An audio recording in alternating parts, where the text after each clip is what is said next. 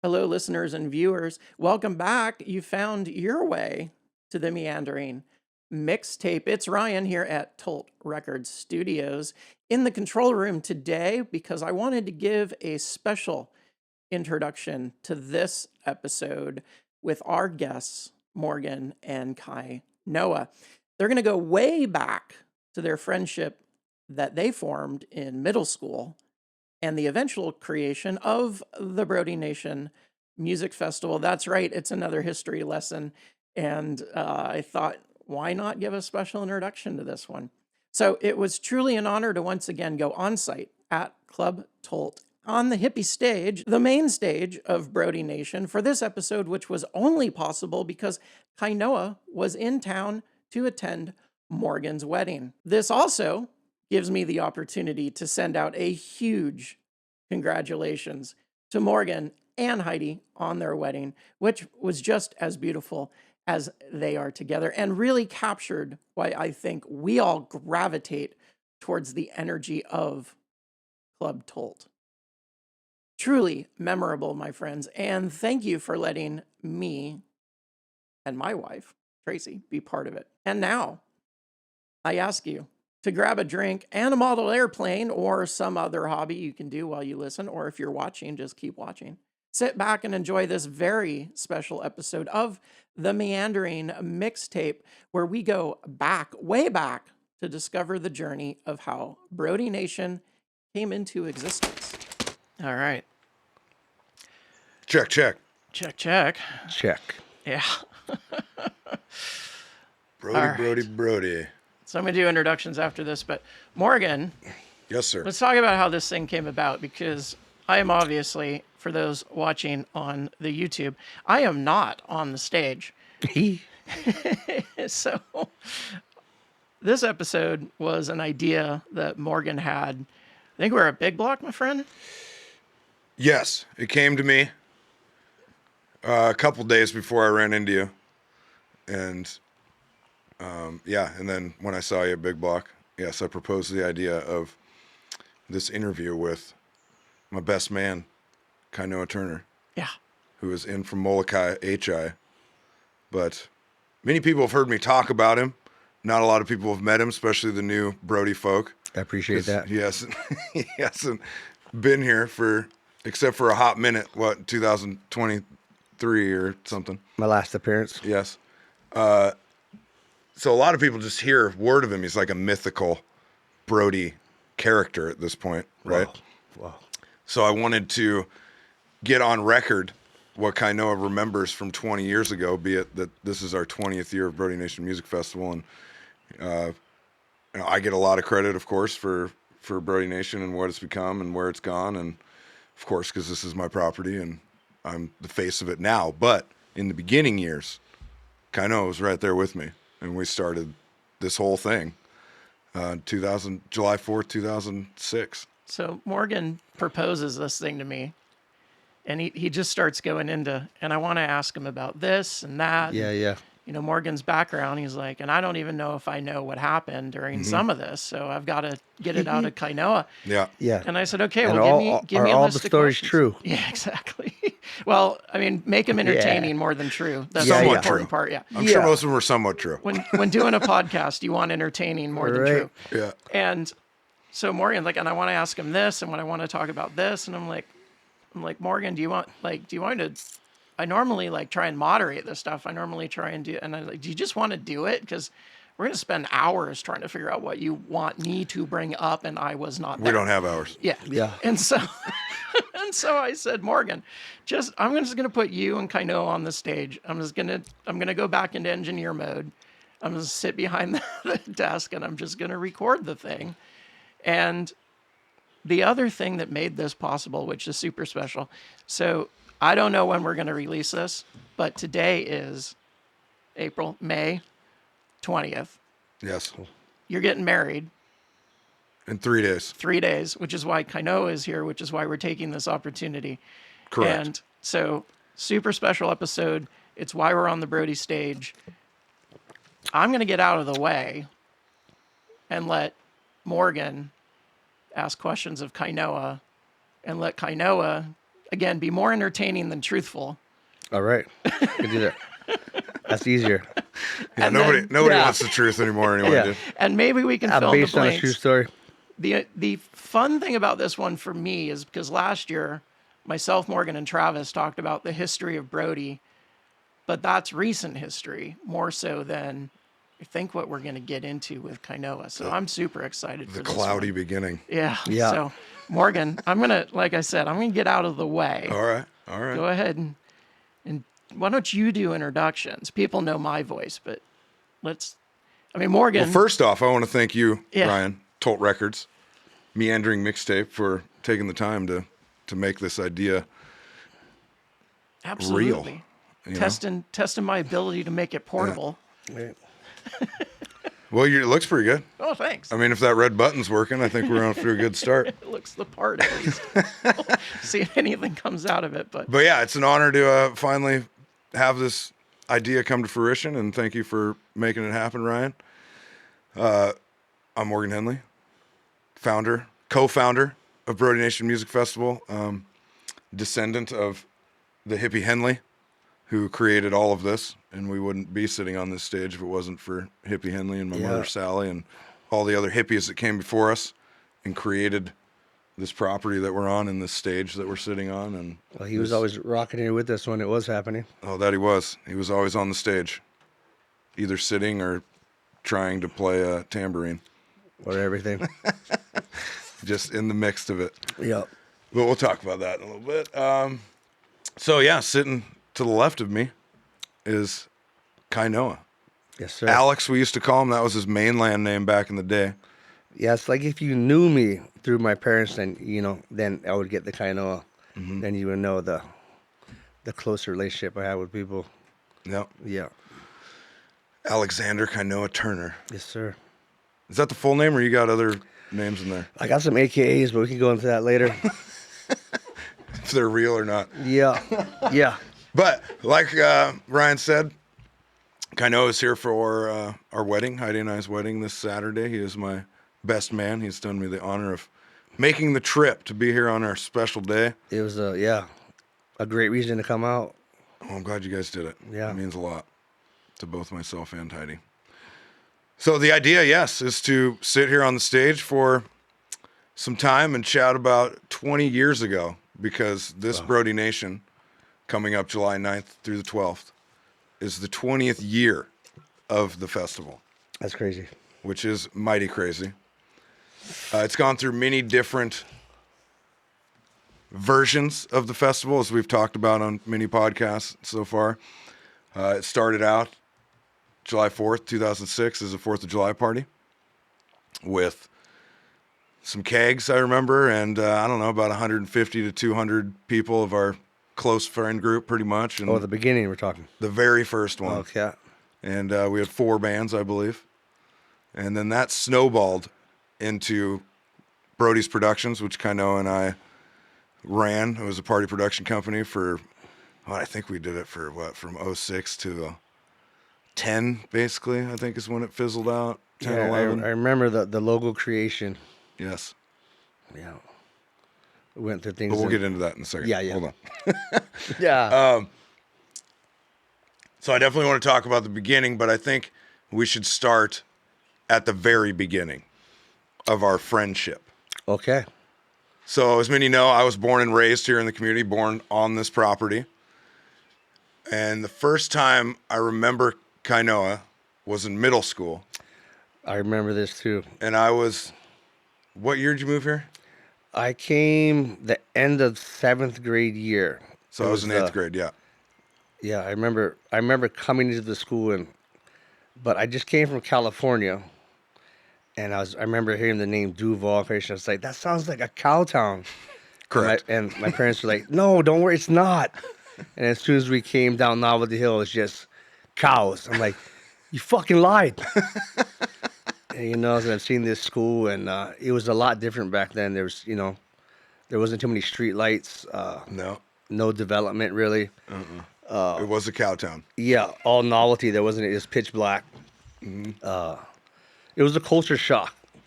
I remember walking downtown, and I was wearing baggy pants, and I remember some racist slangs were coming out. I was looking all over, like, who are they talking to?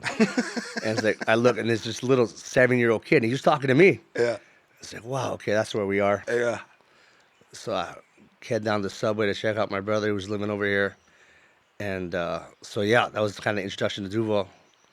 But like Morgan said, first time we met, I remember going to Tolt Middle School, and Morgan was kind of the first people I saw there.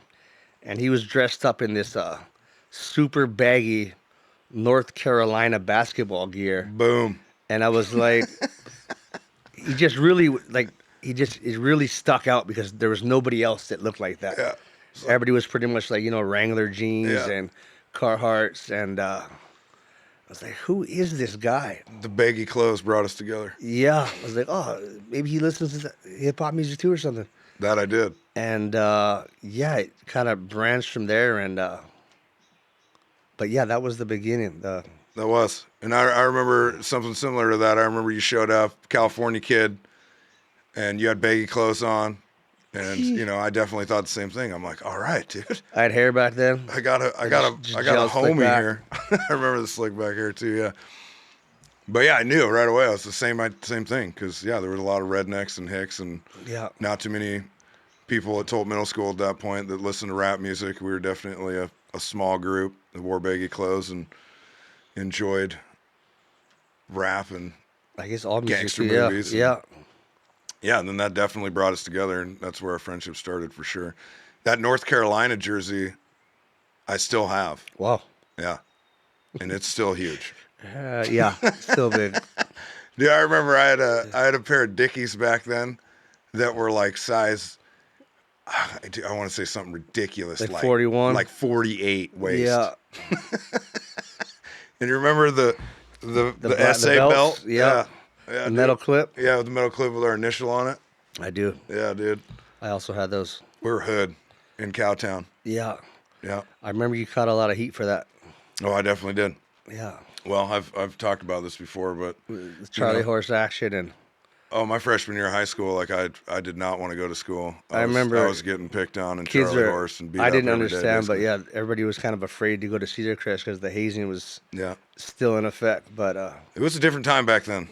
It's not like that anymore. No, it kind of ended. Well, it couldn't the be with year. social media anyway. They tried a little bit when I went there, and I didn't put up. No, with I it. remember you didn't, and you didn't get picked on that much. I remember because what's his name, but you were tough. the kids were just taking it. And I'm like, what are you guys doing? Like, why would you let this happen? Yeah. And then yeah. But yeah, our friendship flourished from there for sure. And then I remember in high school we became more and more friends, and kind of also veered away from dressing in size 48 waist pants. Yeah, it just wasn't, And our friend group got bigger, and high school happened, and, you join different friend groups and cliques, and we always remained friends. But even our other social circles, you guys being older, that the party scene is actually that's what brought this. It brought us together too. Yeah, because I was in the party stoner group and the jock group. Yeah. Because I played sports too, so I ran between both. And but back then, dude, thinking about those party days is just mind blowing to me now that I haven't drank in going on 9 years, and thinking back to, that's all we did. Remember, we just smoked bowls all day. Party was life. All day, matching bowls. No, yeah. Yeah. In the parking lot, getting chased by Gombo. Yep. Leaving school, after school, we had all those spots we'd meet up at and match bowls. Well, it was like, before school, we'd have the circle. After school, Yeah. So baggy, where we're at right now in this conversation is we figured out that baggy clothes, rap music, and ganja created our initial friendship. it helped the mold. Yes.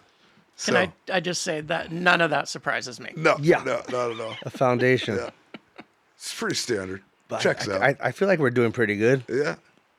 Yeah. Whoever says marijuana is not good is, Kids, there's hope. there is hope. Of course, it can take you one way. It can take you another. We chose, Got to be strong-minded. that's right. We chose a positive route for the most part. So, let's move on to past high school there. I mean, we could talk about those party days for literally days. Those are good times.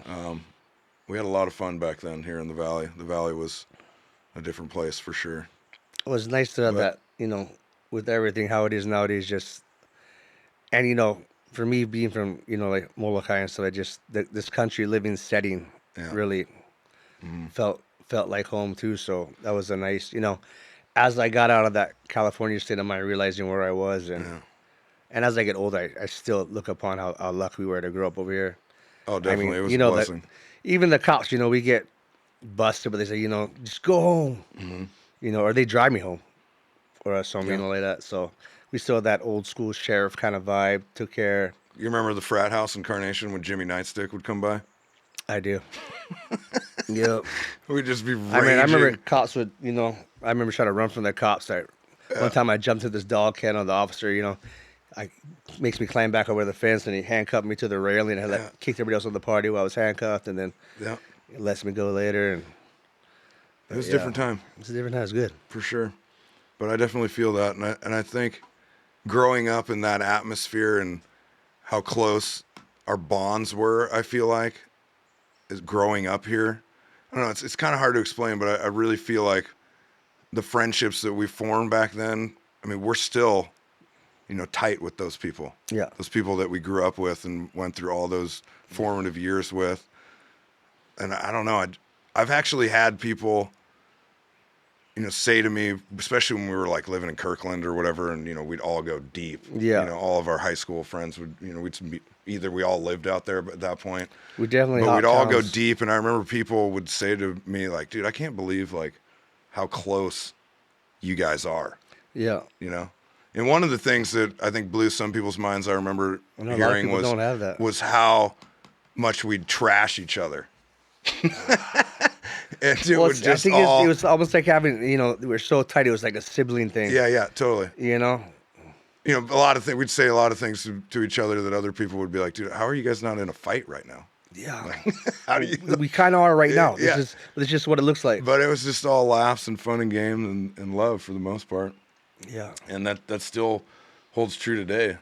I still feel like people that I grew up with, like if I haven't seen them in years, it's still always love and smiles and laughs when we see each other and catching up. And I feel like there's this thing where, like, we'd have each other's back too.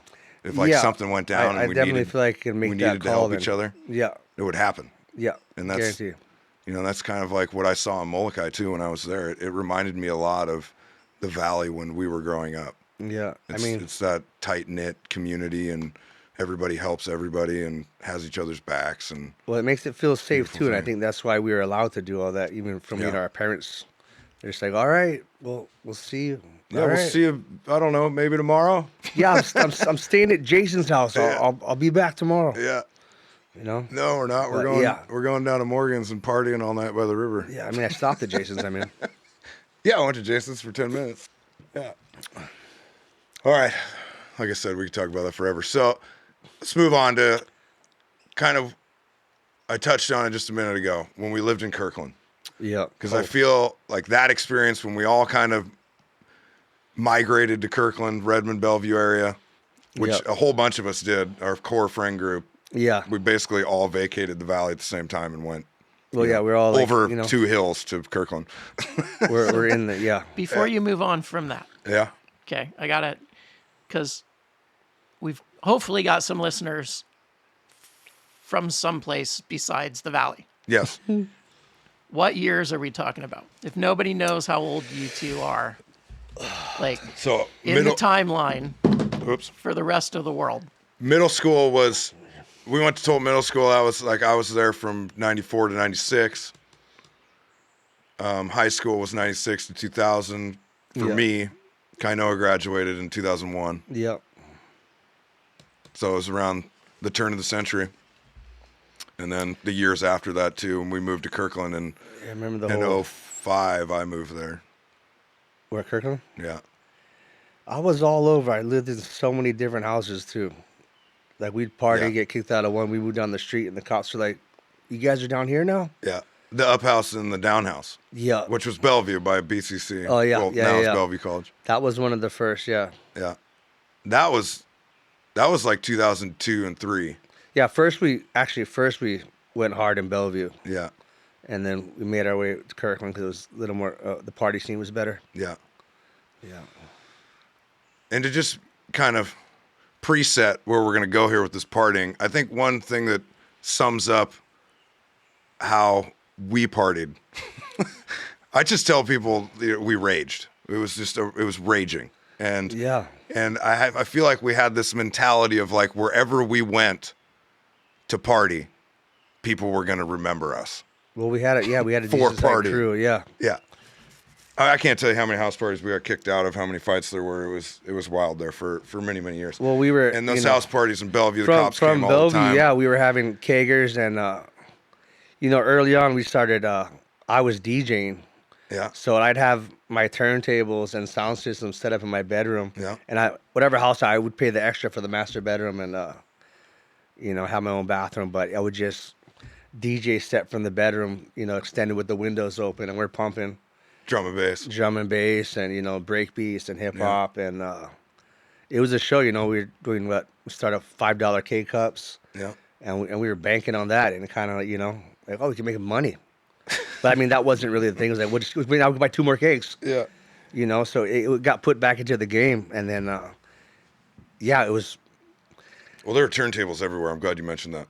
Yeah, I mean, we had turntables at every weeknights. There was party. Parties just about every night. I remember my house at the time was just, my room was clean, but the whole house was trash. There's just random people sleeping at the house. Yeah.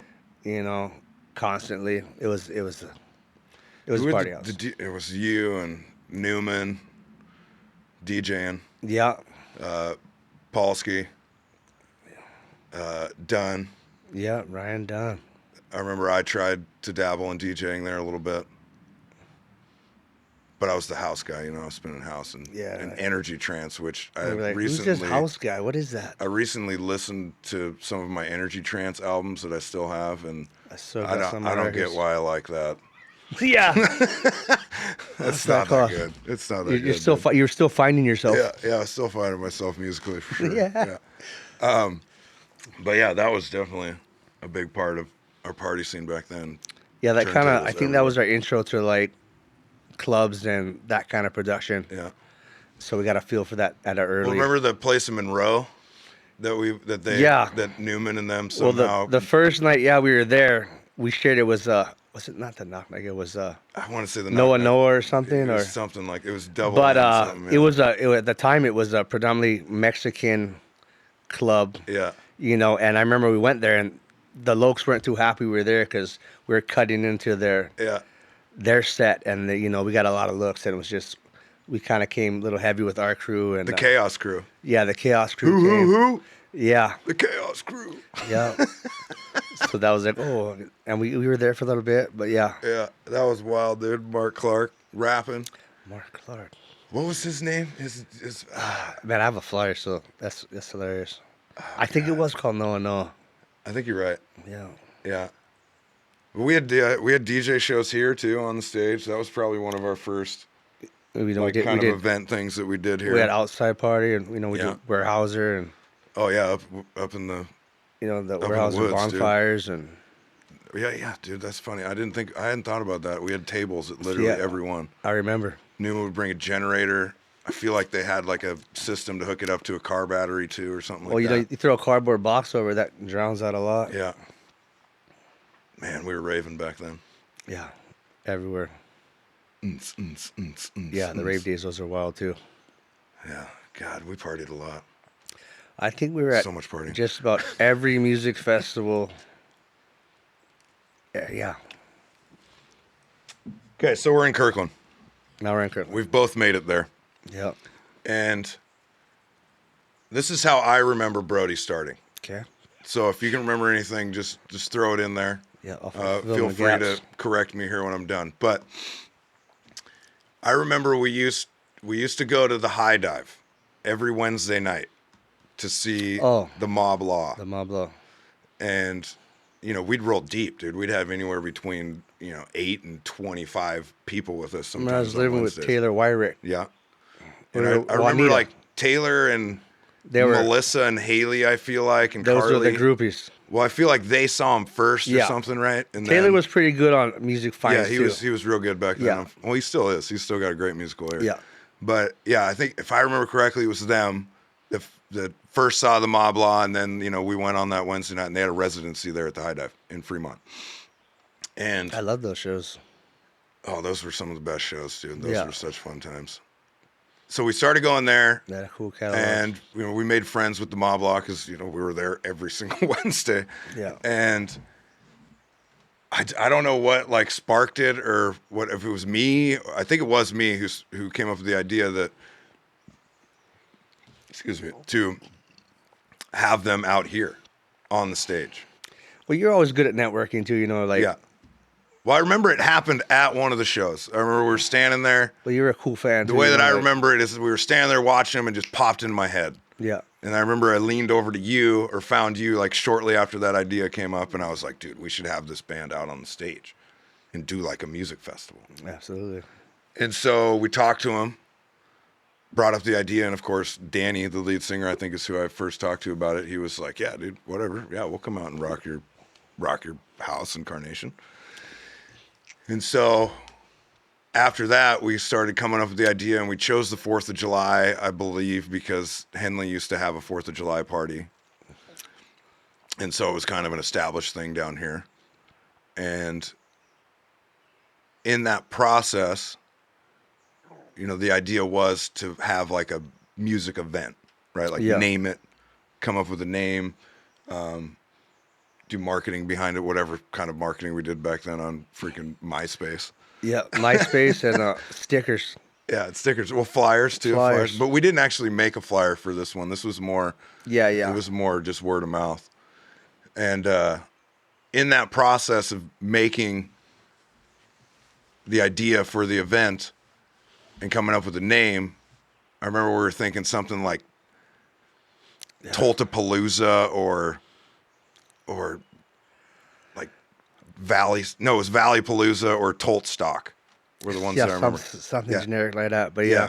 Which of course neither of them sound good. Yeah. Yeah, so we didn't do them. I think I remember saying, "What are you talking about, Morgan?" Yeah. And then O'Neill called me one day and he's like, dude, I got the name of the festival. And I'm like, okay, what is it? And he's like, BrodieNation. And at that point, something we skipped over is I can see Brody.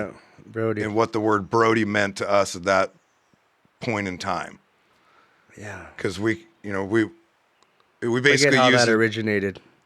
Well, it came from Arizona when Lucas and Oh, yeah. Aaron and I That's right. You lived guys down were- there. Yeah. And there was this dude, Quentin, who was the running back on the football team, and he used to call everybody Brody. I remember when you guys came back from Arizona. Yeah, and we brought Brody with us. Okay. And then it caught on in our friend group, and we had the 10 Brody commandments, which I really wish I could find. I do remember that, and I remember that. Yeah, and we had Brodettes Yeah. and Brodies, and Didn't we come with that at Lake Chelan? Didn't we the write 10 that down commandments? Probably. That sounds about right, because we go to Chelan every Memorial there? Day That's her name. I weekend. remember them writing that down when we were sitting at a table, Yeah, just coming up with it. partying in Lake Chelan. Yeah. We did that a lot too. The only one I remember is Brody Baggins. And that was basically a play on Frodo Baggins from Lord of the Rings, but it was pretty much had something to do with sharing your weed. Oh, that could Or be. Frodo Baggins was the Brody with weed. Yeah. That's what it was. Yeah. Because we had, actually, that wasn't part of the commandments. That was like, we had all these slang. Sure, there was like a never terms leave your for- Brody behind, but Yeah, there's never leave Brody behind was one of them. And that basically derived from partying and Maybe don't not leave your leaving friend at the your friend party, at yeah. the party. Yeah. Sure. And then there was something about never leaving an alcoholic drink half empty or half full or whatever. Wounded soldiers. Yeah, never leaving wounded soldiers. Because I remember, God, we would drink those things. That's disgusting. Just good life skills they don't waste, you know? Yeah. Yeah, they were all based in, you Yeah. know, real life commandments, I guess. It's a But good we didn't foundation. find that document, dude. I've looked for it, but I can't find it. I know we have it somewhere. But anyway, so Brody at the time, that term, which pretty much is a term of endearment, right? It's either we used it like instead of buddy, man, or dude. So that's where the name came from. Is that how you remember it? Yes. Yeah, it came back to me. Yeah, Yeah. because eventually, you know, I'd be out and we knew so many people, so I'd be in a grocery store, I'd be like, "What's up, Brody?" Oh, Because we real deep yeah. and had a big influence on partying. I said at one time there wasn't. I can go kind of anywhere in Washington. Somebody would call you by name or us by like, and I'm like, "Oh, well, what's up, buddy? I was here, so and so. How you guys doing?" Like, oh, yeah. Well, I think that also derives from where we're going to go next year in the conversation Yeah. is what it became after Brody. Yeah. But first, so the Brody, the 4 bands I remember, we had School Bus Bar Fight. I remember that. You remember them? Yep. It was Quail, Brent Sharp, Schneibly, Schneider. JH, and Ryan Frey. JH on the keyboard. Remember that? One hand, the other hand had a Yeah. Coors Light at all times. Of course. One-handed keys. That's the only way they could play. Slayed it. Yeah. Was Handful of Love in there? No, they were the That was second later? year. Yeah. And then the Deaf Eyes played, which was the North Bend band. I remember Steve Deaf Forsythe's Eyes. band. And Missing Players, which was Julian Jacobatzi's band. Sandy Rowe. Man, I still have a lot of those band stickers too. I was Yeah. always big into that, collecting that. Oh, dude, hold on to those. Yeah. Those are relics. Yeah. And then the Mob Law was the headliner. Yeah. And there is video that I have of this event that I used my college education for. 'Cause Yeah, I was you were going doing to- that, right? Video I was going production? to Art Institute at the time, yeah. Yeah. And I remember I was supposed to be doing like some project and I didn't do it. I just worked on this Brody video instead. Yeah, even at once before I went into cooking, Yeah. well, I tried to go there at Art Institute, or not Art Institute, but I remember I looked into music production and culinary. I was still torn between Yeah. what I wanted to do. And I remember taking the tour at Art Institute, the same, and It was good. It was a Yeah. good education. I got to use a lot of amazing equipment at the time. But, you know, I partied my way out of that me too. like 3 I credits just wasn't short or ready something. for that commitment to college life. Well, we were partying. Yeah, that leads into, again, where we're going here after post-Brody, post-initial Brody 20 years ago. So that was just a big rager from what I remember. I don't know if you remember anything from that first one. But the video, what I was saying, do, the but video document, it's hilarious, dude. I need to share it. I think for by sure. Mob Law being there too, it kind of opened it up because they had their own network. So Yeah, it yeah. was like there's this cool stage out in the valley, you know, Oh, it totally did. not too far from Seattle. So, and then you know, people wanted to play here because they heard just from, you know, stories alone, word of mouth. Yeah, that happened pretty quick. You know, Because yeah, exactly what you just said. The Mob Law was one of the more popular bands in Seattle at that point. yeah, it was a big deal. And I mean, they were an amazing band. Yeah, God, it was such a fun time. they had good chemistry. Yeah, it was great. So yeah, then after the first Brody, which I'm with you. I don't really remember much of that Brody. We partied hard. Yeah, Then we did another one that same year, 2006 in August, because we had so much fun. The first one, and the Mob Law came back, Missing Players came back. There was a couple other bands, but I cannot remember for the life of me who played. Again, same thing, basically a backyard kegger with oh yeah, we had. our I mean, closest friends, and whoever was kind of around locally, we definitely had them come out, and yeah. you know, I think a lot of them got a good introductory over here, and they were able to network with other local bands. So that was cool, being a part of that. Yeah, that's pretty much what it still is. It's a huge networking Yeah, event for musicians, for anybody in the music industry, for fans. you know, real life platform. Yeah. Can I ask a question real quick? Because for those that have been to Brody the last few years, you almost cannot talk to Morgan because he is running around And- multiple stages, the whole deal. You know, since the beginning, Morgan's always been, you know, he'll be itching his head. He'll be doing this thing, you know, I remember, you know. And yeah, so it's good to hear that hasn't. So what- And I'm what sure even happened- more That's so only now. tenfold, dude. Yeah. So what Yeah. happened at the early Brodies when Morgan was actually enjoying Brody and partying? Does he just like bands would show up and he's like, "There's the stage you're on." At some point, check the poster. Well, or you know, how it's did that surprising. work? Morgan was still organizing there, but he was, you know, I guess earlier there wasn't as much responsibility as there now, you know, and No. you know, we luckily we're tight. We had some good friends that kind of handled some of those fine details, but like I said, well, you know, with his dad then being here, they always had shows, so they're real weathered to this. So Morgan kind of, you know, I think a lot of that he picked up from, you know, from that, but so he didn't have to stress as much. But as time went on, he slowly took on more responsibility onto himself, and That's true. he fine tuned it how we kind of discuss things. So, but yeah, but there was definitely that, you know. But I can only imagine him now with, you know. Well, it's wild. I'm just from one thing But to yeah, I another just the whole remember weekend. And there's no gator out you here. know that. No, I need a gator. That'd be too loud, though. Yeah. Well, back then it wasn't. I mean, it wasn't the machine that it is now. It was literally, like I said, it was just a backyard party with some bands and a whole bunch of people, and you know, we didn't really have vendors. We didn't have a shuttle system. We didn't. You know, most of those we didn't even have porta potties. No, yeah, You know, I mean, it was we had 2 trailers back there that people used Yeah. to go to the bathroom or the woods. and you know, we pretty still much. had to deal with the cops, you know, because we didn't have permits Yeah. or whatever. So there'd be cars just, you know, lined out, but luckily we're down this road. But they were cool. We're like, just move the cars, and we're like, yeah, we got it. Yeah. They come back 2 hours later, like, yeah, we're moving them now. But you know, more lenient They actually, back then it was too. surprising they didn't really come that often, from what I remember. No. There was a few times, but every time they're like, okay, well, calm down, be quiet. Yeah, you know, times like, are okay. different too. Times were way different back then. Yeah. I mean, we're talking 2006 through 12 or so before it really started changing into something different. And then, you know, we had the next year, 2007, that's when Handful 11 started playing. That's when the Cause started playing. The reggae Cause. band, Ian Ayres, is how we met Ian Ayres.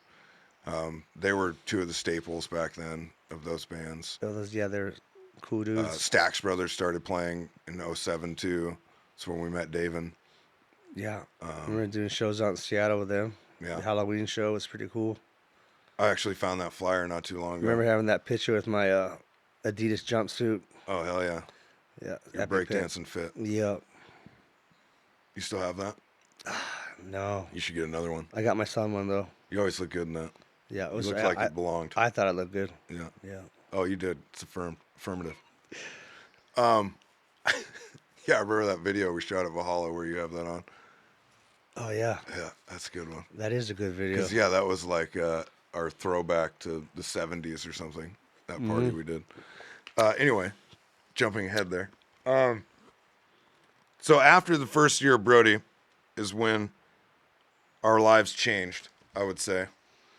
And we chose, well, I shouldn't say we chose. We realized that we were really good at partying Yeah.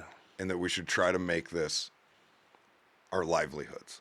Yeah. Why not? Why not get So- paid for doing something you love? Yeah. There's always a point in people's life when they just have this moment where they're like, I might be a professional now. Yeah. Is this the moment? Yeah. We Yes. had that moment. I remember we had Well that moment. said. We actually talked about it. We were like, dude, we're really good at partying. We should Just be probably, professionals we should probably about try it, to do yeah. this. Yeah. Yeah. So we definitely got our shit together. No, we didn't. Yeah, I don't remember that part. yeah, we got a business plan. Yeah. You know, we had advisors. We did have a plan. We had none of that. So this is how I remember it happening. Well, it was planned. I remember after the Ish. second Brody, which we had Blake Lewis, B Shorty was his name, who would go on later that year to be on American I Idol. still remember the And get flyer second. picture. Yeah. Yeah, remember he was he had his beat pad, and he was the highlight of the second Brody, that August one. That was cool though. And Yeah. he came here because the Mob Law played that other one, and he was good buddies with the Mob Law because he was playing at their residency sometimes with them. Oh, that's how it's tied in. Yeah. Yeah. And then he came out to this because I remember we went to He's a after cool the dude. first Brody, like the next Wednesday or a couple Wednesdays after, we were at the High Dive for the Mob Law's residency, and Blake was there, and that was the first time I'd seen him. And what he was doing with the beat pad and beatboxing and singing was like I'd never seen anybody do that at that point. So I asked him to come out to the second one, and he was like, "Yeah, dude, I'll come rock." And I have that video somewhere too. I gotta freaking find those videos. Yeah. But we did that one, and then remember Scott Schneibly? He was friends with that band Part One Tribe, the reggae band from Florida. Yeah, he was. Yeah, Scott brought a couple guys that he introduced us to. Yeah, they played here once, but that was after what I'm going to talk about. Yeah. Yeah, I remember them coming. They came down in a van, I believe. Yeah, well, Scott realized what we realized. Yeah. That we were really good at partying. Like we were a level above our peers. Yes. We'd figured out how to bring the party, make the party, and promote the party for however we were promoting back then, which I think was we just had a big network. Text message and actual phone calls. Remember that? Actual phone calls? Yeah, actual phone calls, real phone calls. Crazy. From landlines. Yeah, even. from landlines, dude. Nuts.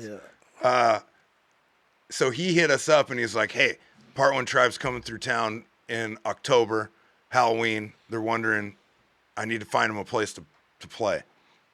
And so you and I, somehow, I don't remember how we got hooked up with Waldo's in Kirkland, which was an amazing old bar, had a great stage, freaking great venue, awesome pool tables, great bar. It was more of a billiard place. Yeah, on top of Rose Hill, 85th there. Yep. It's no longer there. But I can't remember how we got hooked up there. But we went there and we asked the owner, "Hey, we want to do a music event here." Yeah, I forget how for Halloween. Chose that. I think maybe we like frequented it and we met the owner or something. Yeah. Or because we did know the one guy. God, I can't remember his name. He passed away. Jacob, I want to say his name was, but he was part of like Richie's camp and the Subdwellers. Which were a band back then, and I think he was like he worked there or did promotions there or something, and we got in with him, and we pitched him the idea of this Halloween party, and I think he probably saw that we were really good at partying too. I think too, at most places we went to party, we usually shut it down. So we usually end up talking with everybody. Yeah. Post. Yeah, we were party. Post action. Yeah, we were always. What's the word I'm looking for? Yeah. Mingling for sure. Yeah. And collaborating. But they gave us the go for the party, and it was called BrodiePocalypse. Yep. Remember that? I do. I made the poster on Photoshop, and it had the atomic explosion and then BrodiePocalypse coming out of it. Yeah, you were the guy, and I was more of the. Well, let's get rid of this. Yeah. Yeah. You were the editor. I was the graphic designer. Yep. Yeah, using again my Art Institute skills. That show we had, B Shorty was part of that. Missing Players. Maybe Missing Players. No, they were one of them. Yeah, and God, I want to say there was Part One Tribe. Part One Tribe, because that's why we're doing the show. So it was an awesome show, sold out, packed house. Yeah, we did. Yeah, costume we contest. Remember, I was Super Brody. Yeah, that was good because that gave us that, and we were real set on making sure that our, I mean, we had parents coming out. Yeah. Stuff like that. So it was a big show. It was our kickoff. And the owner at the time, he was impressed. To Brodie's Productions. You should do this all the time. Yeah, I remember he said that to us, and we kind of were like, well, I guess, we're really good at partying. Let's do it. And then, we came up with our list of, well, I guess we're kind of, well, what do we get out of this? Because I don't think we were too concerned about the money part yet. No. Well, how many drinks can we get? Yeah. So we just whatever. Yeah, unlimited bar tab. Yeah. All right. And, I think by the third show, he's like, "Yeah, we can't do unlimited bar tab for you guys anymore." Yeah, it makes sense. Yeah. And I think we were pretty much okay. Yeah. Yeah, that makes sense. Yeah. But I mean, I think we still had $100, and $100 back then went a long ways. Oh yeah, dude, that would buy us our pho the next day. We got $100 bar tab, and maybe we got paid like $100 cash a piece, but that just went back into the system. Totally. Yeah. Yeah, we were definitely kind of more of a creating and funding the non-profit system. organization back then. Totally. Yeah. Yeah. for the people. Yeah, we're doing it for the people, dude. Yeah. No, we didn't make any money. That was not our purpose. Our purpose was to party and have fun. Yeah. And also, you showcase musicians and artists.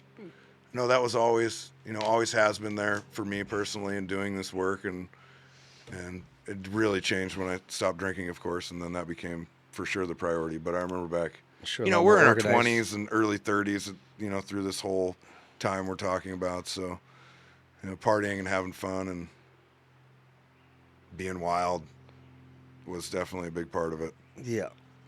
Getting bar tabs at all these places, going into the VIP rooms for all these clubs in Seattle and shit. I mean, Yeah. let's just be honest, like that felt cool. It was cool. We were just talking about this morning on the drive with my wife, and I was like, "Yep, that was it." Yeah. Like we got to meet a lot of people. We were, VIP everywhere without even thinking about it. Wristbands and all access stamps and Yeah, hanging out in rooms with people that made 100 times more money than we did. yeah, the green room here, the green room there. Yeah. But how we got there? Okay, so we did the Waldo show. The owner's like, "Hey, you guys should do this all the time." So I think we did every Friday or Yeah. Saturday. I can't remember which one. And it was yeah, And then shortly after that, we got approached by Eric Branthwaite, who was a bouncer at Valhalla. that's right. And he proposed to us hosting a beer pong tournament there Epic. again because he saw that we were good at partying. And he's like, "Hey," I guess him and his buddies, the other bouncers, were like, "Dude, we should do a beer pong tournament here." Were we still And doing then we Waldo's came too? up in the conversation. Huh? Were we still at Waldo's also? Yeah, we did Waldo's and Valhalla for like a year. Yeah, yeah. And so then we started doing a beer pong tournament because we were like, "Yeah, dude, we can do a beer pong tournament, no problem." Because beer pong was huge back then.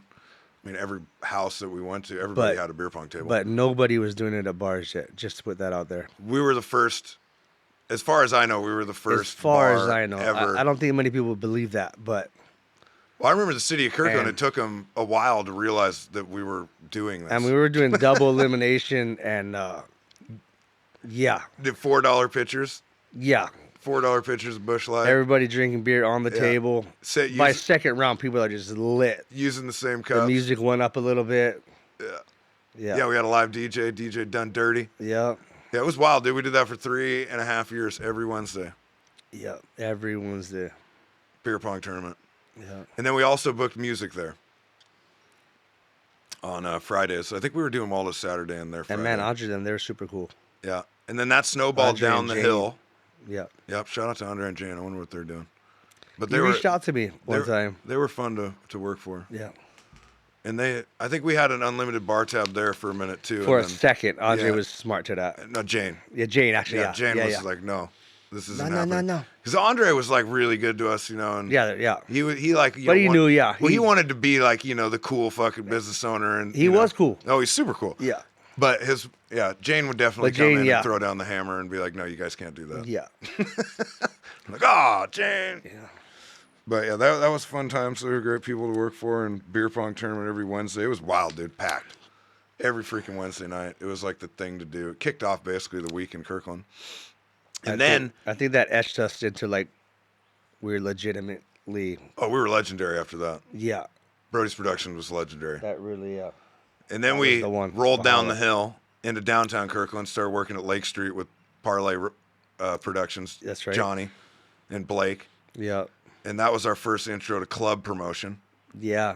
And then that also got us into Trinity in downtown Yeah. Seattle. Yeah. Then we And then we measured started Seattle. doing beer pong tournaments at Jillian's, Oh, yeah, Irish jeez. Immigrant, Floyd's Place. And we were booking music at both those All of- places yeah. too, except for Jillian's was just beer pong tournament. And that was our lives from like, I want to say 07 through like 10. Yeah, at least. Yeah. If not, yeah. Yeah. It was wild. And so that was like Wednesday through Saturday, every night. Yeah, we're doing at least 2 nights a week at that point. And at that point too, we'd come up with our logo, Brodie's Productions, which was Major League Partiers. Yep. And we pretty much ripped off the Major League Baseball logo. with me, silhouette of me pounding a beer. Yeah. Classic. But I remember saying, why is your face on there? No, we talked But about anyway, it. You didn't yeah. want to be on it. No, I didn't. Yeah. Yeah.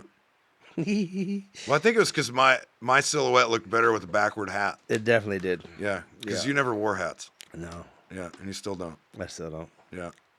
I remember that being it. That's the head size. Yeah. And then we made a really crappy JPEG version of it. And I remember Casey Frey at the time, who was a legit graphic artist. Actually, that was his job. He hit me up and he's like, dude, The phrase are good at that. you got to let me do this logo for you. Yeah. It's like, you can't promote yourself. Let's clean it was this up. super pixelated. I actually still have a sticker of the original one, and it's terrible looking. My bicep looks like a baseball. Yeah. It's terrible. Kind of blocky. And I remember I went to Frey's house, and he took photos of me, actually like drinking a beer, and threw together a primo version of the logo. I think the original stickers were like bumper sticker style. Yeah, I have one in the house. Yeah. Yeah. And we never got sued, so that's good. Yeah. Yeah. And then a few years later, the men's room, KSW, basically copied our logo. Yeah. Yeah. And I remember one of the first times I met the Ted Smith, I called him out on it. Nicely, of course. Like jokingly. Like, I don't give a crap if they've used our Nice logo, right? bro. Yeah, I'm like, hey, where'd you get that logo? And he's like, oh, I don't know. Somebody made it. And I'm like, oh, yeah, does it look like this? I do remember that. And he's like, yeah, dude, that looks the same. I'm like, yeah, well, we had this 2 years before you came out with yours, Ted. And he's like, oh, no. And I'm like, dude, I don't care. It's all good. Was theirs all pixelated, or did they have the No. refined version? No, they had the refined version. Okay, all right. Yeah. Yeah. And theirs is more vertical. Ours is more horizontal. Yeah, that's really it's Yeah, different. and theirs is drinking a 40. Yeah. Just stepped up Ours a is little just bit. your average 12-ounce Coors Light bottle. how- I believe that's what is actually I was drinking in the photo. Humble beginnings. Yeah. Major League partiers, dude. Yeah. And we were Major League, as I just said. We were doing music for like music, beer pong, club promotion. Club promotion was the easiest thing I've ever done in the events world, and probably, well, it's the easiest money. Yeah. You just put people on a guest list, they show up, you get paid, and you party. Yeah. That's club promotion. Kind of thing. pretty Yeah. much. Got all access and Yeah. yeah. You remember we met, That was cool. Seattle was a different animal. Trinity was crazy, dude. Yeah. That was nuts. That was that. You kind of had to dress up for that. It was different. Oh, yeah. Yeah. We love dressing up, wearing ties. Oh yeah. Ties and collared shirts. And then Kainoa, he got in a relationship, and the gal that he was with, for some reason, didn't like him going out Wednesday through Saturday. It's definitely put a strain on relationships when you're Yeah. partying. Yeah. Majority of the week. And they couldn't get in the bar. Yeah. There's a lot of trust Yeah. issues there. So she put a kibosh on it. And I was a loyal guy, but Yeah. that just wasn't the thought of what could the possibilities. It just doesn't really work out for No. that. It's difficult to be a professional. Yeah, There's a lot yeah. of responsibility behind it. There is, especially yes. when you're partying 4 nights Well in a row. said. Yeah. You know? They, at the time, just didn't understand. So I believe she gave you an ultimatum of basically you could go out one of the 3 nights. Yeah, Yeah. that sounds about right. Yeah. And you chose beer pong. Of course, the foundation, Yeah, the foundation. the roots. You got to Yeah. stay Well, true. it really would, beer pong wouldn't have been the same without both of us. No, yeah. One of us being there wasn't enough because we No, were playing. I remember as we well. tried that a couple of nights, and you're like, "Bro, you have to be here." Yeah, Yeah. because Because I tried to, like, well, bro, she's kind of pissed. Yeah, So, but yeah. But we made it work. we were playing too. Yeah. Yeah, so we're running a bracket with sometimes over 50 teams on it, and playing. So you can only imagine Yeah, how. we're racing to hit cutoff time. Oh, dude, we were lucky to make it through. Yeah. Sometimes, I it was remember nice we had to do split pot, but our success ratio of actually getting through the entire tournament was not good. it blew up. Yeah. We're maybe batting 600. Which sounds great, in baseball terms. That's legendary Hall of Fame shit, but not when you're trying to pull off a bracket every Wednesday. I thought everybody was pretty happy. I remember there were some people that were super pissed sometimes, but I mean, everybody knew the deal, and we're not talking about a fucking huge pot of money either. So it was mainly for bragging rights, right? And that's the one thing I loved was about decent back beer then. pong was all the names. Yeah. Everybody had their own team name, and they came same partners every week, and they had like dances and routines that they went through. Well, and you know, they had shirts. matching outfits and I wish I could remember more of the names, the dude. headbands and I remember Dirty Balls. yeah, it was Danny then, right? It was Danny and Sean. Sean, yeah. Yeah. But for some reason, they're like the only We ones. even had people that, because you know, was close to Costco, so we had Costco and employees. They had their own crew that came up. Yeah. It was big. I mean, like we talked about earlier, it was a big hit of Kirkland for many years.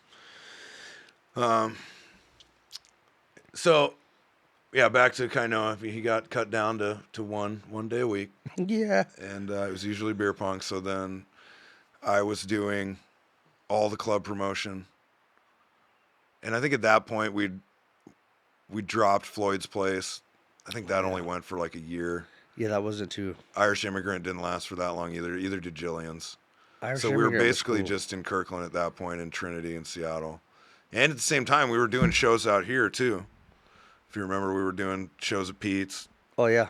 Yeah, we had those reggae shows with the Cause, and we were working with bartender John Radovich there. And, What by that point too, I remember. Yeah, people were reaching out to us now. Yeah.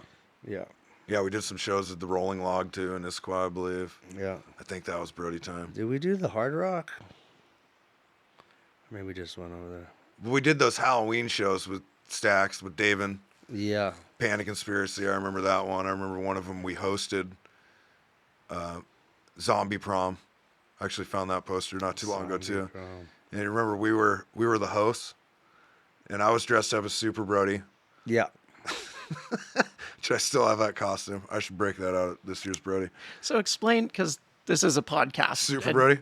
There are people who only listen to the audio. So give us a visual. So Super Brody was a full onesie Superman outfit, and we cut out the Brody logo from one of our T-shirts, and I had Oh yeah, as the patch. yeah. Super in God, place who of the sewed Superman that on? emblem.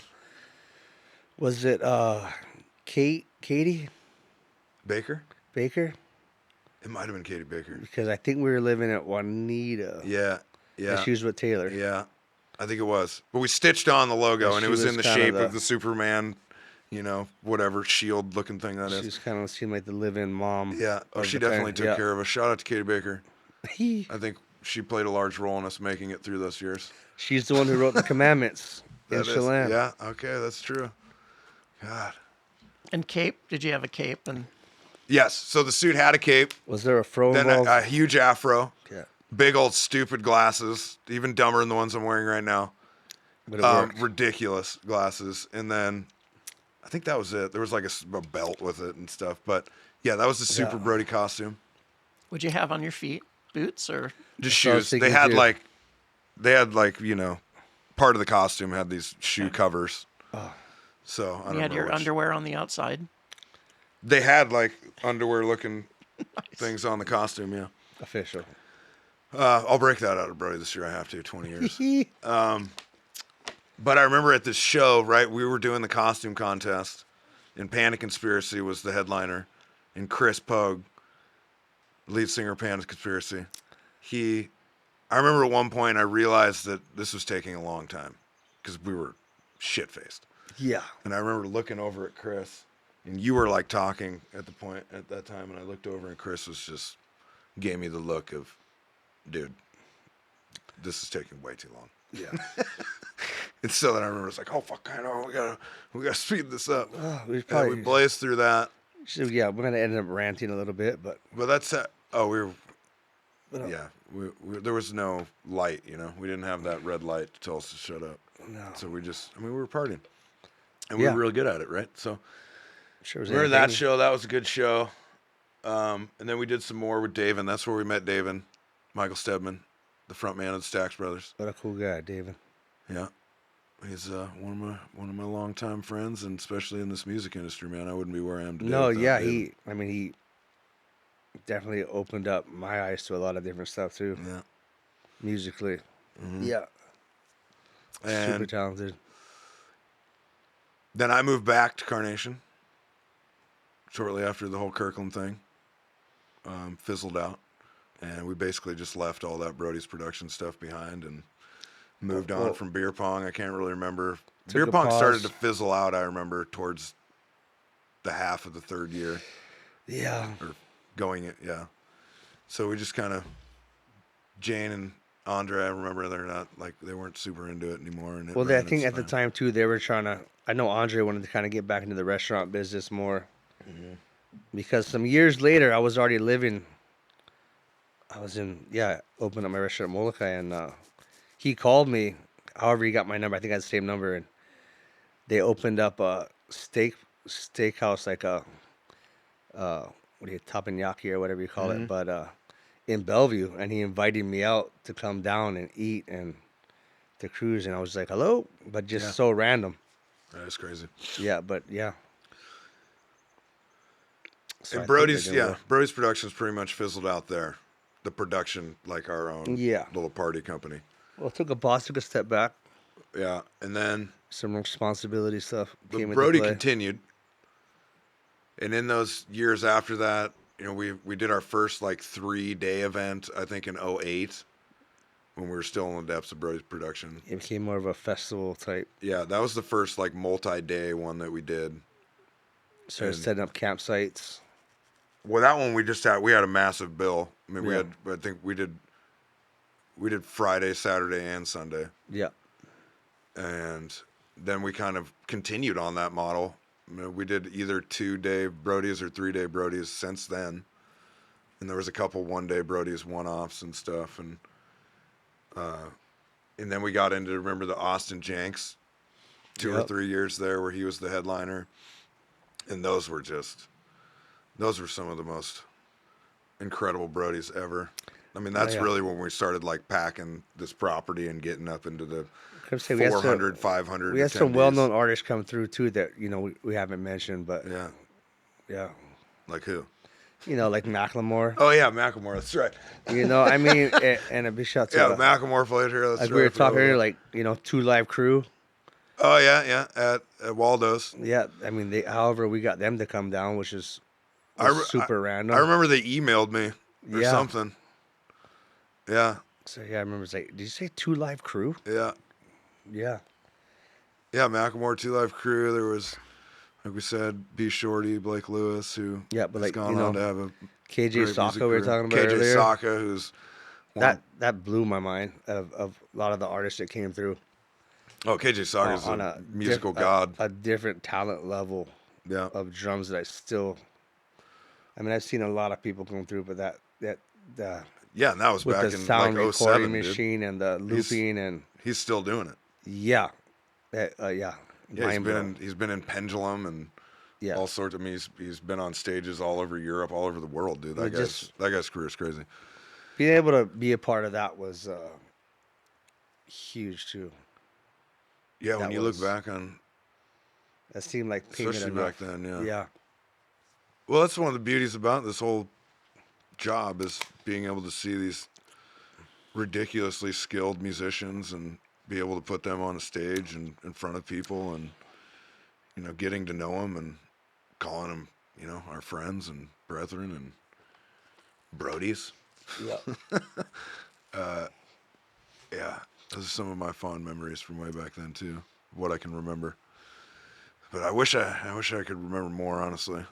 But we were in the depths of trying to outdrink each other every freaking night. I think I won. I'm pretty sure I won. I think we traded off. Yeah, you're probably right. There was the 10-year Brodie. You remember this one where we? I know that was big. Yeah. Me and you on the poster, and it was because we called it BrodieNation X. So the poster was terribly made Photoshop poster by myself of me and you in it, and it was a play on American History X, the movie. Oh yeah. Yeah, some of the old Brodie posters are pretty hilarious when you look back at them. And well, I remember we had a lot Luke of them and the hanging Lovingtons. What apartment you guys? That condo apartment was that? The townhome. the townhome. Yeah, And we had all Juanita. the posters in the garage. Of course, we had the ping pong table set up in there. Oh yeah, we had The beer pong tables everywhere. Yeah, Every house had a beer pong table. standard. Standard. And then yeah, the posters all over the walls. I still got all those. Someday they're gonna go up here on a wall. Yep. After the bar, there was the after party. We always had an after party. We remember Luke and the Lovingtons? Yes. They played that year. That was the first year they played. And I remember, I don't know why this is in my mind, but I remember like right there, we're watching Luke and the Lovingtons, and you came up to me and you're like, dude, this is my favorite band that we've ever had at Brodie. And then you danced off. Yeah, sounds right. But they were an incredible band. I follow Luke still on social media, and he's out there still putting music Glad and you brought that up. positivity in the I world. kind of forgot about that. Yeah, Yeah. yeah, they were. I think one of those stickers I have too. Yeah, probably. still have that. Yeah, they had stickers. I remember they had stickers. Yeah. I don't have any. Unfortunately, I stuck them somewhere, and now they're gone. Had a bunch of the, And then, what year? You moved in 16. Was it? Yeah, that sounds about right. So your last Brodie would have been Yeah. like 15, right? Yeah. 15, Yeah. 14. And that's kind of where we changed the model. Yeah. That's when David came Well, in your life changed dramatically too after that. in Your 17. lifestyle, yeah. Yeah. But I'm talking, it was 2014 when David came up to us and he's like, hey, this could be so much more than just the greatest backyard party ever. Yeah, he was, he had a lot of experience in that area. And Well, he just saw the vision and what we had created and what was starting. yeah, I do remember him being super excited and talking about it.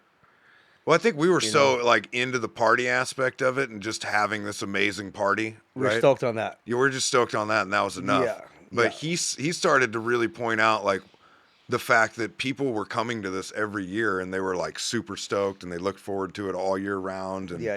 And he's like, dude, you're building like a community here. Yeah. You know, of real music came up. lovers, and this isn't corporate, and this is homegrown, and there's nothing like this. Basically, I remember him being really amping on us, and then that next year, he helped us take it into. That's when we put the stage at the river. Yeah. And then that really opened up how many acts we were having to. I mean, I think I counted on that poster not too long ago. There were like 30 acts on that poster. Yeah, I still remember him talking about that. Just I'm like, yeah, that'd be cool. Yeah. Not really thinking about it, really happening, but yeah, that sounds good, man. Yeah. Yeah, And then he had the idea too of putting my dad and me on the poster Yeah. as kind of a tribute to where it all came from and what it is now, well, right? yeah, of course, yeah, Yeah. And then that poster was the one where I was dressed in the captain's suit, yeah. and my dad looked like this hippie cop doctor. And we were right here on the front of the stage, and Todd Hobart took photos.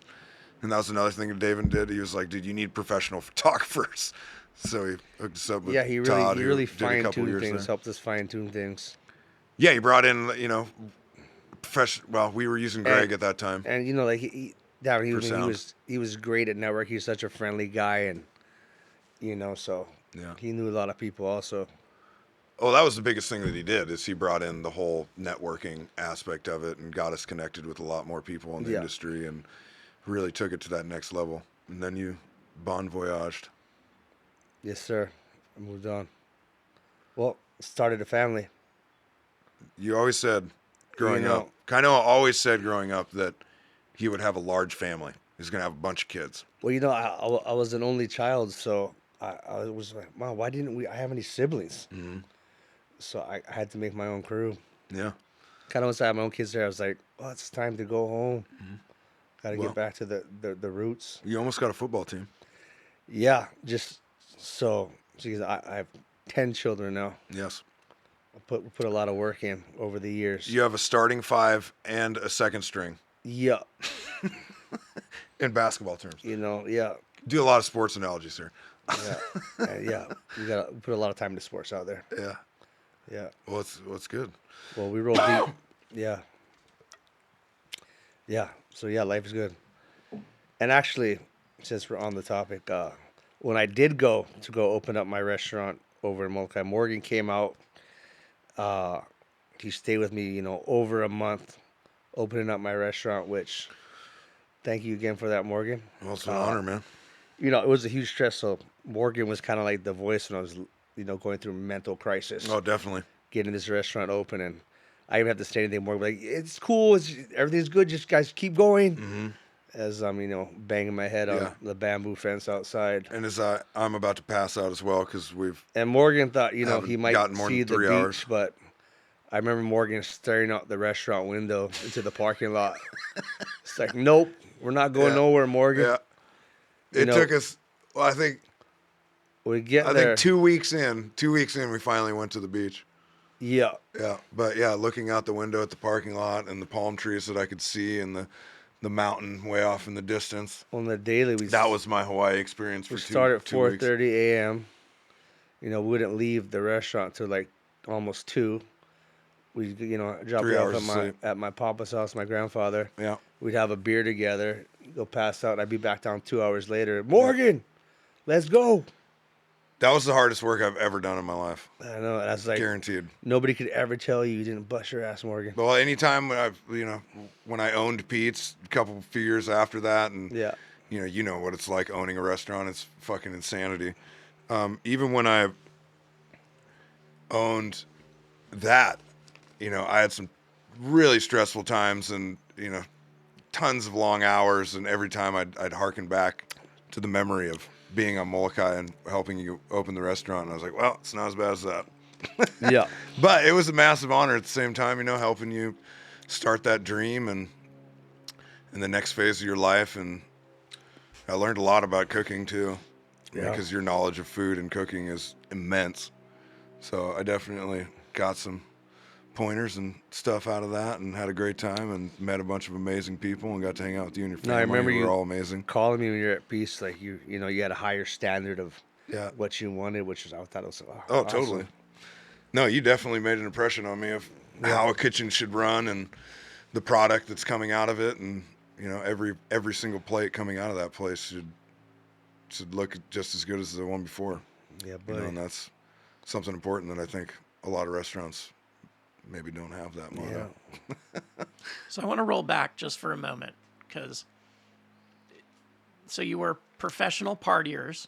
Yeah. Oh yeah, we were. That lasted for a while, and then much like happens with all of us, your life pivots.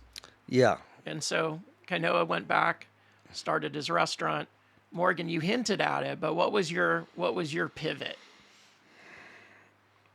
Sorry, what was it again? Well, I guess that's as we both broke off into actual real people jobs at the time. So I know I got, your more life fine-tuning pivot. cooking. What and changed in your life that sort of you kind of left the professional partying behind Yes. and kind of got serious in other things? What happened and how did it coincide with your two friendships?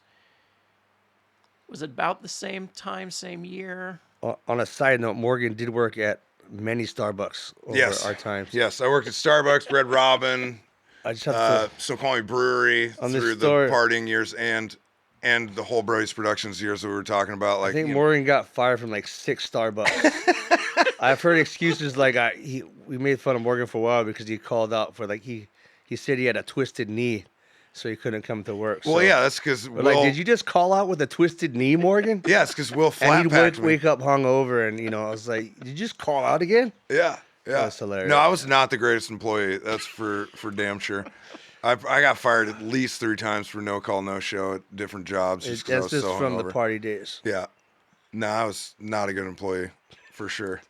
But it all changed, of course, when in 2007, when Heidi and I's first relationship ended, and I had to take a really deep look at my life and figure out where I wanted to go from there. And I knew that alcohol couldn't be a part of it, or I would never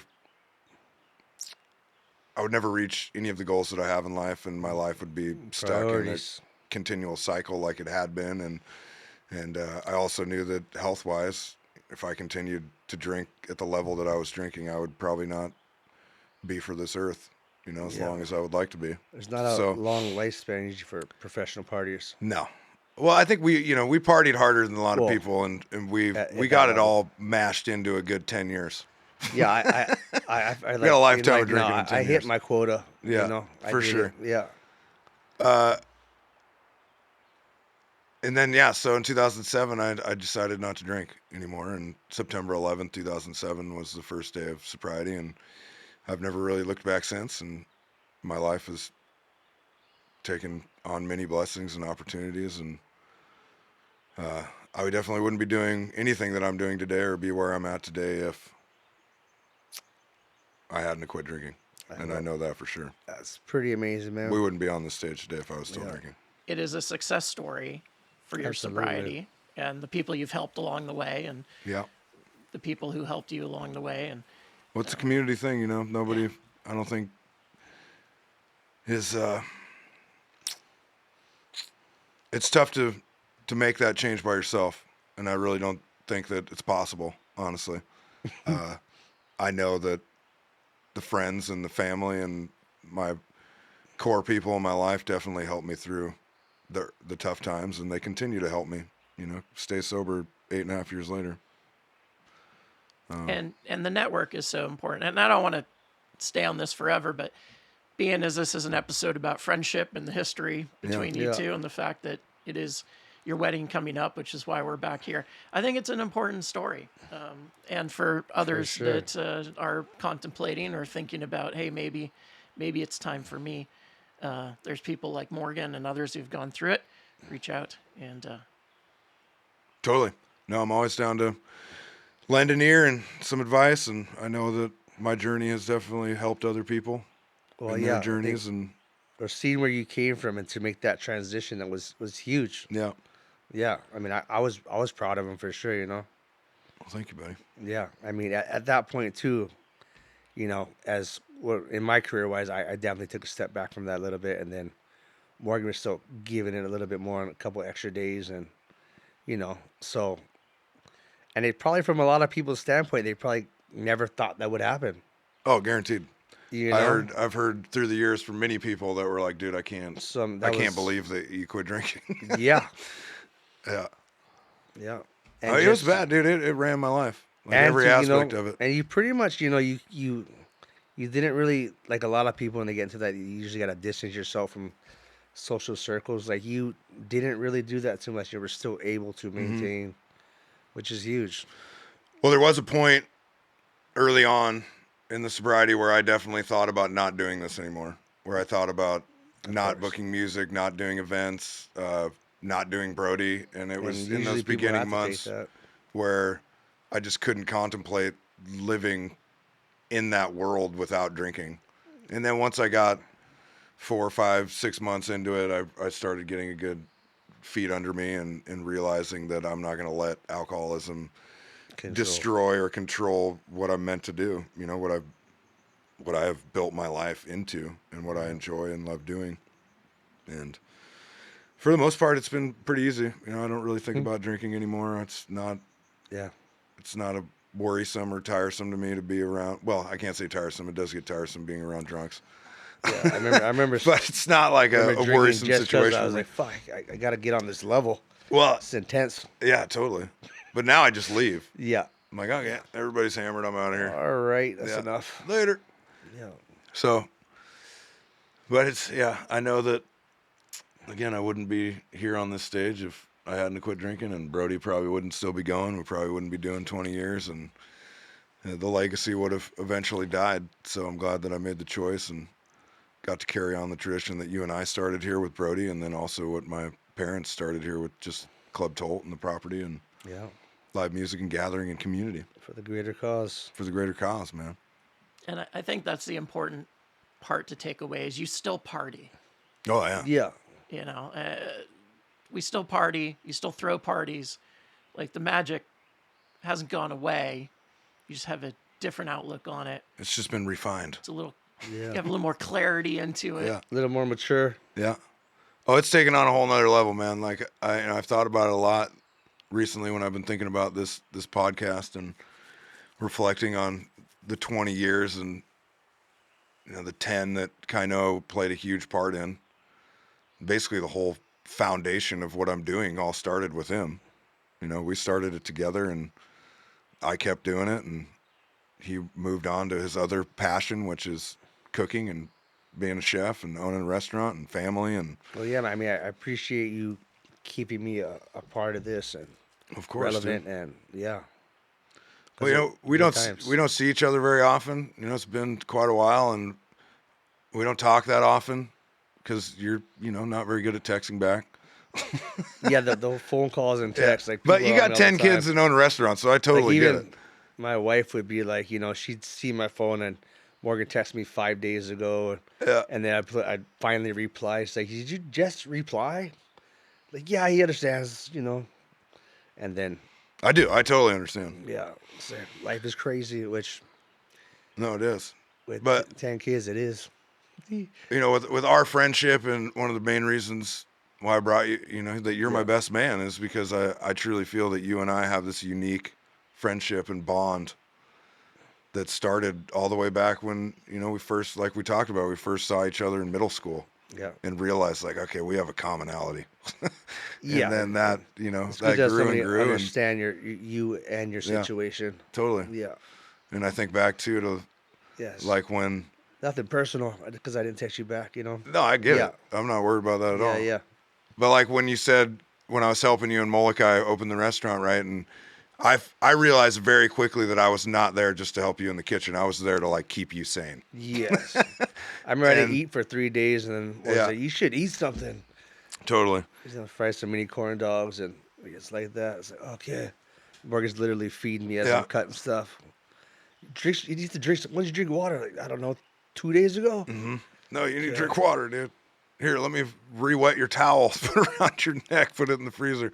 Yeah. Yeah. And then, you know, just being there to be a voice, to listen and be a voice of reason. And you know, I remember I had a whole bunch of people, your family members and people at the restaurant thanking me for basically being your psychiatrist. And Yeah, a lot of the mental support was Yeah. needed. but you know, I think I was able to do that because you and I have that bond. Like we understand each other, and it doesn't matter how many years pass or how distant we are. Yeah, that's You know, true. it's just there, and it's a love and a bond that I cherish. I truly do. Yeah, I remember losing my shit, and you'd have to like translate Yeah. what. Yeah. Mm-hmm. Yeah. Okay, what he meant by motherfucking bitch that Yeah. this you need to guys make the toast Yeah. or whatever it may be. Yeah, That's what he meant. the lettuce has to be finer. Yeah, yeah. It's too thick. You're chopping the lettuce too thick, dude. Thank you for translating. Yeah, no problem. But yeah, it's a special relationship, and it always has been.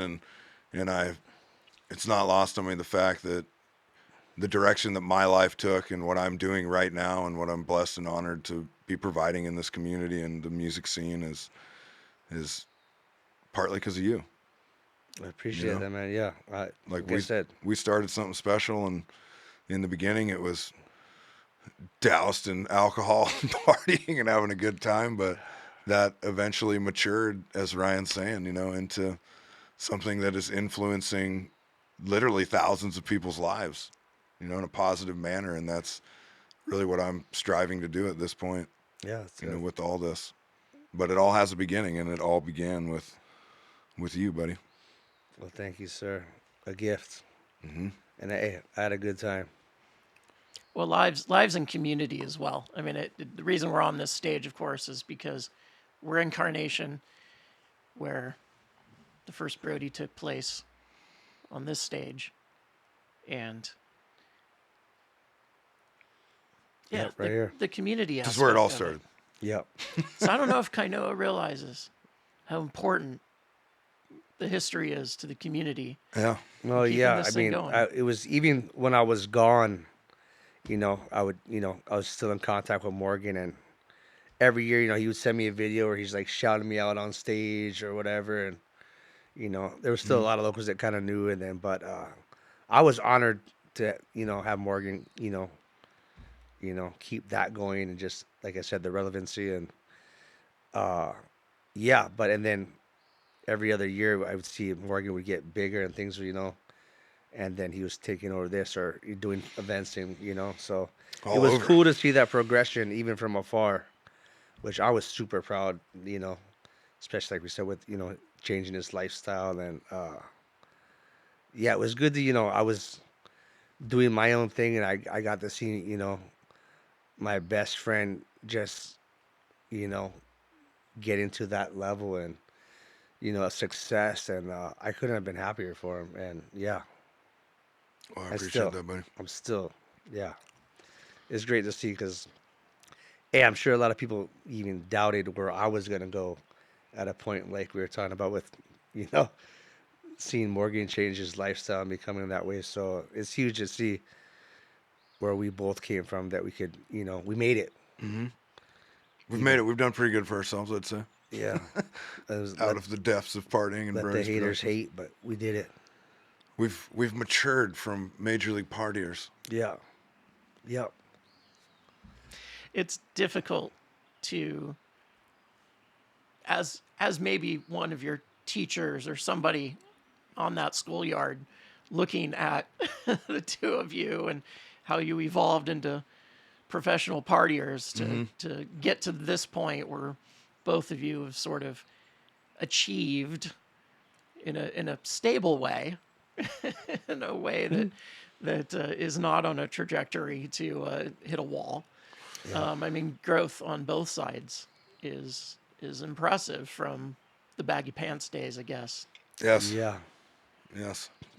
We have come quite far, I would say, in 30 years. Oh, yeah, it's a long time. Yeah, we've known each other for 30 years now. Over 30 years. Yeah, over 30 years. 31, I believe. Wow. And here we are. It doesn't seem that long, but yes, Yeah, but those are the numbers. they are. Numbers don't lie. But crazy. Yeah. Kainoa, do you want to ask any questions or bring anything up while we're got everybody here? Well, I mean, as we've been talking, I was just kind of reminiscing on all the things that Morgan was bringing up too, because yeah, It's a lot. yes, a lot we did, and I was, and then with my life now, I rarely, it really comes up when I talk about it, but sometimes I would, like, I was still unpacking some stuff that I had in one of my mom's containers in Molokai, and then a box of records, and I would tell my kids that, hey, we used to do this, and they're like, what? Like, you DJ'd or something like that, like, and so I'm like, yeah, me and Uncle Morgan, we did this and this, and like, what? And it's like, it almost sounds unbelievable, because it was never an issue. I was doing so much with my restaurant where it didn't come up, but and then even for me, but yeah, we did so much in that amount of time. I mean, not only did we do all of our own things, but I mean, we'd be sitting here like right now and just decide to go to the gorge because there was a 3-day festival, Yep. and like, well, I gotta be back at work on Mondays. Like, yeah, that's fine. Yeah. And You'll make it. Yeah. I come back and I had somebody drop me off at the parking lot at work, at Glendale Country Club, Yeah. just, just not looking prime. No. With, maybe I didn't sleep in a day and a half, but, we made it work. And real spontaneous. And and another part of our, I think what made things work is combined between just the networking that we did, not intentionally for what we were doing, but just our lifestyle at the time. Connections. It helped. I mean, we were at every single festival in Washington. Just about every concert, even if it wasn't a band that we were super into, it was just about, I mean, we were all over the campsite. I mean, we even gorge. divided and conquered, and, through places where We had some wild times at the gorge. Morgan was all the way on the west side, I was on the east side, or whatever it may be, and we'd meet up again. And part of that, it was definitely a lifestyle that we lived to where it made this possible too, and just got to meet so many cool people in the process, which to me it was a huge life skill that I Totally. came to appreciate, that I still carry on today when I talk to people, and this seems lost nowadays with people on their phones. No, And, it totally is. it's just, I teach my kids how to be the way we were by relationships and thanking people personally, and Yeah. Handshakes. handshakes, simple as that. Like telling people, banging girls, like thank you Yeah. and stuff like that. There's, but a huge part of that was just from us growing up our lives of, the relationships that we built with people, and I realized how important that was from what we did. Totally. So I took a lot from that. I mean, a lot of the relationships that you're talking about that we made back in those years of Brodie's Productions and just being in that network of music, the music industry and events industry, I still have Oh yeah, a lot of those connections and friendships, and they've lasted years. That's definitely something that I look fondly upon too, of Yeah, living this life, is all the connections that you and I have made with people, and a lot of them, like I just said, they're long lasting, real relationships, right? yeah, yeah. It was genuine. Yeah. Yeah, it wasn't just yeah.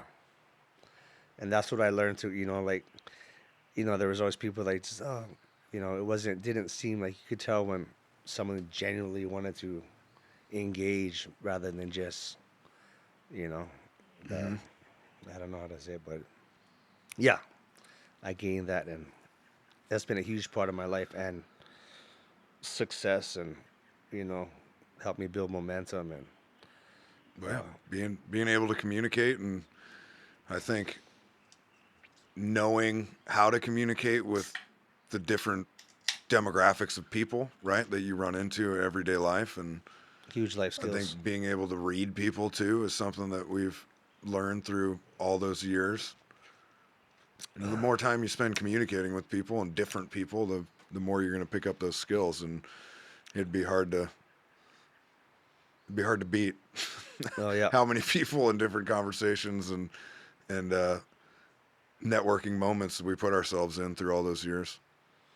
yeah. And that was basically our life. Well, just that part of life was payment enough more than money, I have to say. Oh, definitely. Yeah, I would know. totally agree with that. I would have, just knowing that what we know now, I would have. I mean, I'm pretty sure that's what we did, but I mean, I would do it just for those reasons. Yeah. Yeah. And the physical, let me start again. And the physical conditioning helps, because when now you're doing Brodie and you're up for 3 or 4 days, Yeah. you've done it before. Oh, yeah. But now maybe drink some more water, eat some fruit. Yeah, I of thing, definitely forget that. Yeah. I have people Well, basically force feeding me and forcing water down my on throat that all too. Brody. I saw a lot of sunrises, like more sunrises than most people would see, I would think. I don't miss seeing the sun anymore. That was always like, sunrise. it would always be like, oh no, kind of, you're like, ah. Oh, yeah, dude. The sun came up, it was kind of like, I guess we're taking a break now. We're going to take a little nap. Take a little nap. All right. Well, I guess we should probably wrap this up here soon. Yeah, brother. Well, I appreciate you joining And thank you for doing this also, man. the Meandering Mixtape here at the Brodie stage at Club Tolt. Yes, sir. Good to be Club back. Tolt, hippie stage. We're back, baby. Remember all the bong hits and I do. we used to take on this stage I do. with Henley? Yep. Yeah. Smoking doobies. And look, it's legal now. Yeah. Slides. We I had slide shows actually out have here. my license. Remember that bench? Yep. Still the same bench, dude. From like 30 years ago. I've slept on there a few times at Yeah, least. definitely. Yeah. Yeah. Yeah. Right there. Right there. Yeah, you've passed out quite a few places on this property. I mean, yeah. When I could. Yeah. When the sun came I'm up. super easy going. I'm not picky.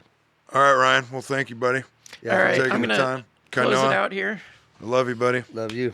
I'm glad This you're here. I'm has glad we got been- to do this. The Meandering Mixtape, a special episode with Morgan and Kainoa talking about the history of their friendship and how moving from friendship to Brodie Productions to what we now know as the BrodieNation Music Festival right here in Carnation, Washington. Thank you again so much for spending your time with us here at the Meandering Mixtape. And we will see our listeners very, very soon. Hell yeah. Give them a shout out. Thank them. Oh, yeah, thank you, listeners. Yeah, thank you. Thanks for caring and hearing the story of Brodie Nation and Kainoa and I's long-lasting friendship. My very first podcast. Boom. Check that one. There he is. Viva la Brody. I feel weathered already. All right. You still got like 4 days, bud. Could run another one. Till the next one. All right. Thank you. Late. Thank you.